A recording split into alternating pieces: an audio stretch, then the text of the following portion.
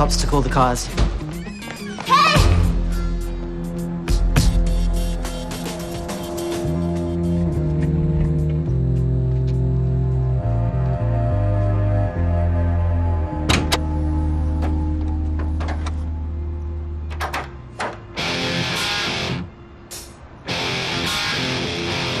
Yeah, unfortunately, that's the beginning of the end of that scene for me.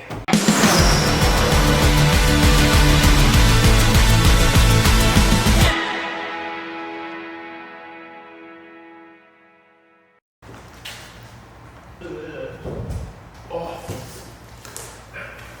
that's definitely the intercooler.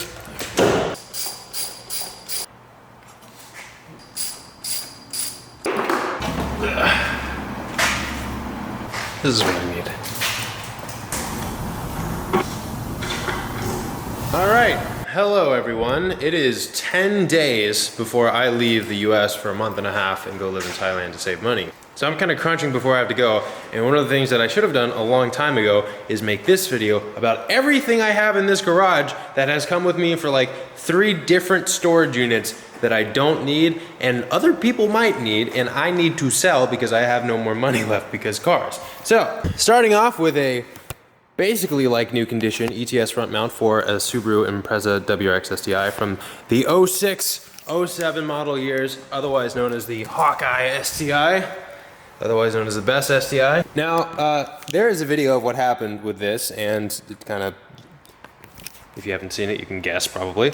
And in the video, I even remarked that ETS, high quality front mount. If you want to buy new, you can do that and have a lot of faith in it. But you can also buy this for half the price of new. You're gonna need one straight coupling to replace there, maybe. And then get a fabricator to re-weld the end tanks for like $100, $200. And then yeah, new ETS front mount for $500 less than it costs to get a new one.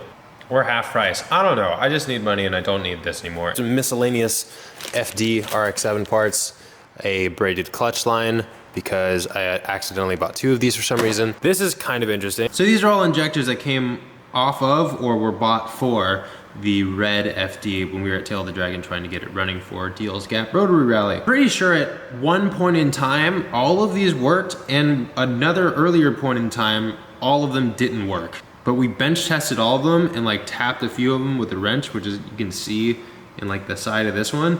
And then they started working and we interchanged them on the car and the car obviously had other issues that had nothing to do with injectors. Needless to say, these are not the pinnacle of used condition. So I'll sell them to you for like half of a normal used price just because they have some plier marks on the top of them, but that didn't seem to affect their function at all. So for primary injectors, here are some secondary injectors that were tested before I bought them. And then I never ended up using them. So I'll just resell them for the same price I got them for. And then, are these all trailing?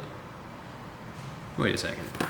T trailing, T. Oh, these are all trailing plugs. All right, so I got 4 trailing plugs, I guess, for some reason. Now this is something that's actually maybe worth buying. This is a OEM map sensor. I got one for you. I'll sell it to you for whatever normal used price is. As far as the RX-7 stuff goes, that's the easy stuff. That's also not very valuable. And then this is just the mess of hell that I have no idea what lay within. But there's trim pieces that if you look at them like actually up close, these don't even have scratches on them. They just need to be washed. Like this is shock tower covers or top hat covers or whatever. This is something for the interior, presumably. I got that one. I got all the other ones that are in the car that I don't need because it's gonna be stripped out.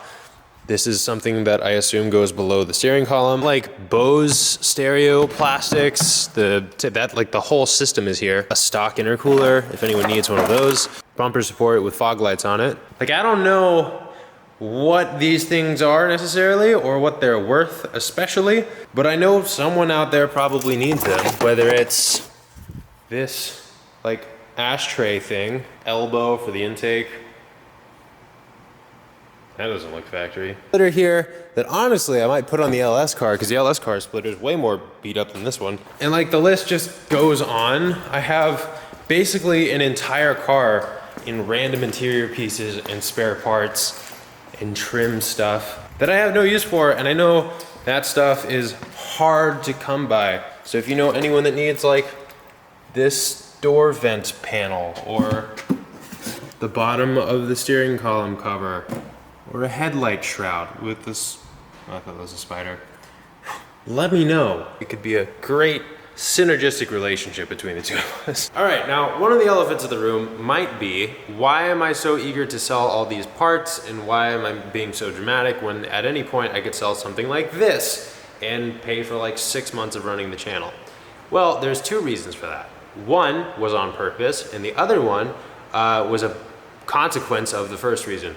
The first reason is I have plans for every car that I think are worth keeping the cars for. So like this, if I can survive long enough to get to setting up merch and paying the agency to do the giveaway on this car can be worth a lot more than what I could sell it for. Plus, I don't know that there's a better giveaway vehicle that I could find, because good luck trying to find another LS swaps properly, like aluminum block LS swap T56, 93 FD with brand new interior, a nice exhaust, power steering, and air conditioning that the owner doesn't want to sell. If you think about the FC that I bought from the same guy, Turbo 2 with an LS1, with a T56, with an LSD, with brand new coilovers, with power steering, AC in place that just needs to be plumbed, and brand new paint with a Turbo 2 hood, and full blue interior. I'm not, like, I could sell that and maybe make like $1,500 after driving it up from Birmingham and paying sales tax on it in New York.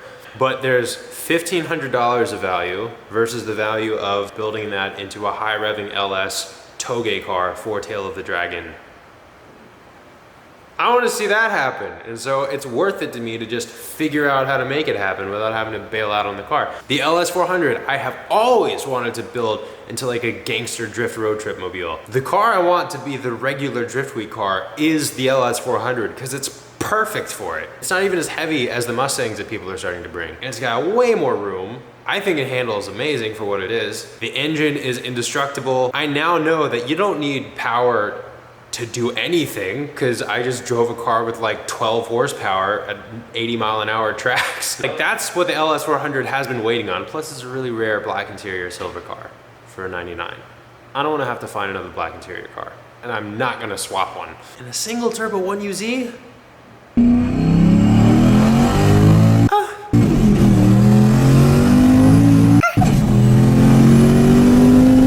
Now, the only car I'd really like sell tomorrow if someone gave me the money was the white FD, which is actually a good segue because that brings me to reason number two. I can't sell any of these cars. What I mean by that is, so obviously if you've bought a car before, you sign the title that they sign to you, you take ownership of it, you then take that to your DMV, you pay the sales tax for purchasing the car, you register it, you apply for a new title in your name. See where this is going? They send you that new title, now you own the car. You have the title at any point, someone wants to buy it, you sign your name, they sign their name, now it's theirs. I don't have a new title yet for any of these cars because I have been trying to move to Alabama in some sense, like half my stuff or most of the car stuff, or figure out some way to make that like a new base of operations for the past year. So all the time I've been racking up all these new cars for the channel, I've been like, well, I'm gonna wait, I'm not gonna pay 12% or whatever registration fees in New York because half of these cars are gonna go live in Alabama anyway. I'll just wait until I have my residence there and start registering them and insuring them there and leaving whatever I need to leave in the state.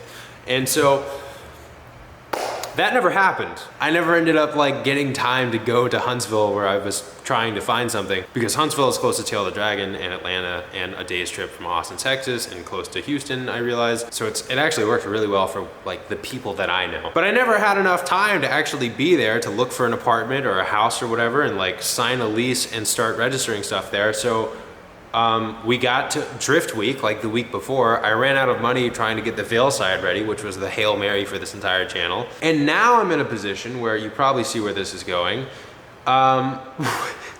where if someone offered me $80,000 for the white FD tomorrow, and their conditions were I must sign the title to them tomorrow, I wouldn't be able to sell it to them because I don't have a fresh title in my name that I could sign away. I only have the title that I signed to take ownership of it.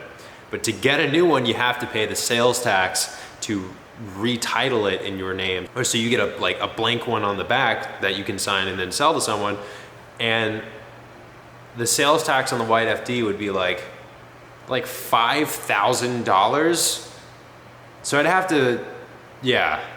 And then you have to wait for the new title to come in. So it's a nightmare. This applies to every car that isn't the WRX and the LS400. Because every other car, if you noticed, I was driving while the temp tags were valid that I got issued when I purchased them. The FC was driven through Tail of the Dragon with it. The white FD, for some reason Arizona has a 90-day valid temp tag. So I did the whole summer, all the 7th-day event on a legal tag, but it was a temporary one from Arizona still. And now if I wanted to sell any of these cars, I literally can't.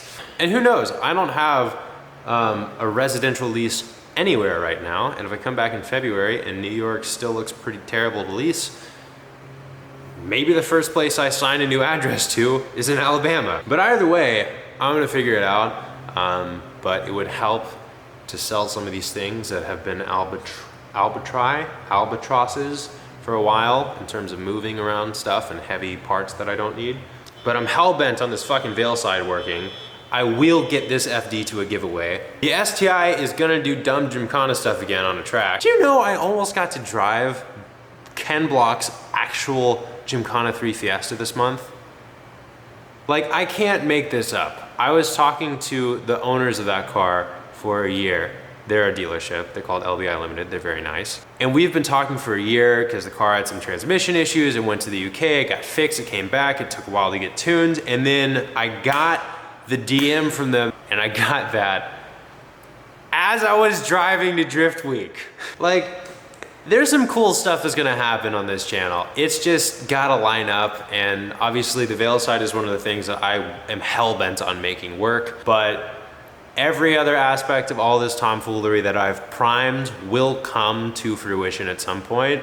I just gotta like get there, and I appreciate everyone who has helped, whether that's TikTok people sending me donations on Cash App in the week leading up to Drift Week to like help us just show up to the start line. Patreon subscribers who have literally supported me on Patreon despite my entire Patreon page basically being a disclaimer to not subscribe to my Patreon. So I appreciate every one of you that has been watching, especially every one of you that has been so invested in these projects that you have literally invested in them. I'm currently homeless and living in this shop for like the next 10 days until I leave the US to save money to put all of it towards these cars. So I am with you on wanting to see these things work. And to be fair, if you zoom out to like 3 years ago, looking at, well, I don't know, looking at that, for instance, I am so much closer than I ever thought I could get, and that is in majority part thanks to you guys. We just got a little bit more to go. Once we get critical mass, all this stuff will work, and I have a lot of plans, but damn, this YouTube thing is tough. I want to get to listing all this stuff in Facebook Marketplace. I've never really sold anything before, so we'll see how this goes. If you know anyone with an RX-7 or a WRX or an STI that wants any of these parts that I've mentioned, definitely comment or DM me on Instagram at NotBoyWhite. I'll work with you. But it would help a lot to offload as much of this stuff as possible in the next week from uploading this, like as you're seeing it in the next 7 days, because I'm living off of 7-Eleven coffee and Costco hot dogs right now, which isn't a bad life, to be fair. America's pretty great for that stuff. But anyway, love, peace, and chicken grease. I'll see you when I see you. And here are some clips from Drift Week of the daily vlogs that I'm about to start uploading after this. Hey Aaron, yeah, not every car can be reliable. No, they can't. It happens to the best of us. What did you do to my car, Brandon? Yeah.